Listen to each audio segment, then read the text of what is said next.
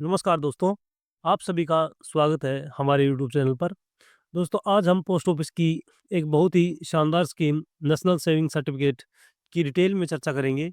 आज हम जानेंगे कि कौन-कौन नेशनल सेविंग सर्टिफिकेट में अप्लाई कर सकता है, कितना इसमें ब्याज मिलता है, कम से कम और ज़्यादा से ज़्यादा इसमें हम कितना निवेश कर सकते हैं, और भी बहुत सारी विशेषताएँ जानेंगे। लेकिन इससे पहले यदि आपने हमारे चैनल को सब्सक्राइब नहीं किया है, तो चैनल को सब्सक्राइब ज़रूर कर लें और वीडियो को लाइक ज़रूर करें, क्योंकि वीडियो बनाने में बहुत मेहनत लगती है दोस्तों, और आपका एक लाइक ही हमारी वीडियो बनाने के लिए मोटिवेट करता है। तो चलिए बिना देरी के फटाफट से शुरू करते हैं। इस स्कीम में केवल भारतीय नागरिक ही अप्लाई कर सकते हैं। अगर आप एनआरआई हैं, तो आप निवेश नहीं कर सकते हैं। इस स्कीम में सिंगल और जॉइंट दोनों प्रकार के अकाउंट खोले जा सकते हैं। इस स्कीम में माइनर और अडल्ट दोनों अकाउंट खुलवा सकते हैं, यानी कि यदि आपकी उम्र 18 वर्ष से कम है या ज़्यादा है, तो दोनों ही कंडीशन में आप अकाउंट खुलवा सकते हैं। लेकिन यदि आपकी उम्र 18 वर्ष से कम है, तो इस स्थिति में आपको अपने गार्जियन के साथ अकाउंट खुलवाना ज़रूरी है। जब आपकी उम्र 18 वर्ष हो जाती है, तो एक अकाउंट ओपनिंग फॉर्म भरकर और फ्रेश केवाईसी डॉक्यूमेंट लगाकर आप जमा करवा सकते हैं, जिससे आपके माइनर अकाउंट को एडल्ट अकाउंट में कन्वर्ट कर दिया जाता है। इस स्कीम में मिनिमम ₹1000 और 100 के मल्टीपल जैसे 1100, 1200, 1500 जितना चाहिए उतना आप जमा करा सकते हो। इस अकाउंट में जमा करने की मैक्सिमम कोई लिमिट नहीं है। आप जितना चाहें उतना पैसा 10 लाख, 20 लाख, 50 लाख इस स्कीम में जमा कर सकते हो। एनएससी पर पोस्ट ऑफिस 7.7% का सालाना ब्याज देती है, जो कि वार्षिक रूप से कंपाउंडिंग होता है।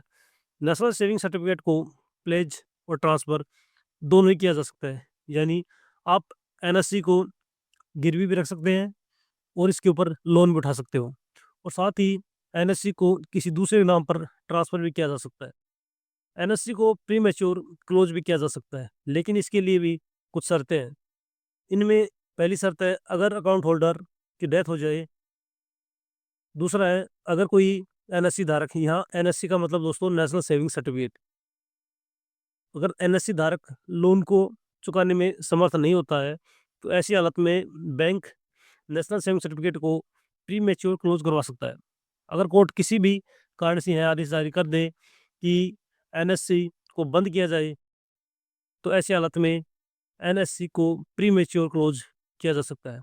इस स्कीम में अकाउंट को ट्रांसफ़र भी किया जा सकता है, लेकिन ट्रांसफ़र करने के लिए भी कुछ शर्तों का पालन होना बहुत ज़रूरी है।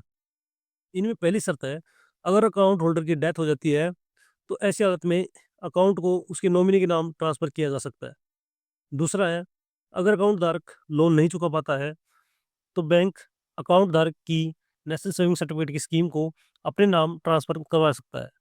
अगला है, यदि कोर्ट किसी कारण से यह आदेश जारी कर दे कि इस एनएससी को जो अभी चल रही है, वो किसी दूसरे नाम ट्रांसफ़र किया जाए, तो ऐसी कंडीशन में भी एनएससी को ट्रांसफ़र किया जा सकता है।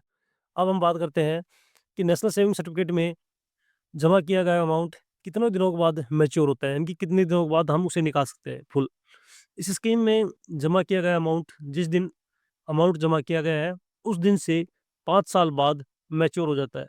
इस स्कीम में मिलने वाला ब्याज प्रत्येक फाइनेंशियल ईयर के अंत में 31 मार्च को जारी कर दिया जाता है।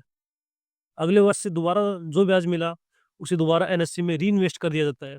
इस प्रकार 4 वर्ष तक मिलने वाले ब्याज को दोबारा इसी स्कीम में रीइन्वेस्ट किया जाता रहता है। इस प्रकार ब्याज पर ब्याज मिलता रहता है। तो दोस्तों, आज हमने एनएससी की स्कीम के बारे में विस्तार से जानकारी ली है। आपको यह जानकारी कैसी लगी? कमेंट करके ज़रूर बताएँ, और यदि आपने अभी तक हमारे चैनल को सब्सक्राइब नहीं किया है, तो चैनल को सब्सक्राइब ज़रूर करें। धन्यवाद दोस्तों।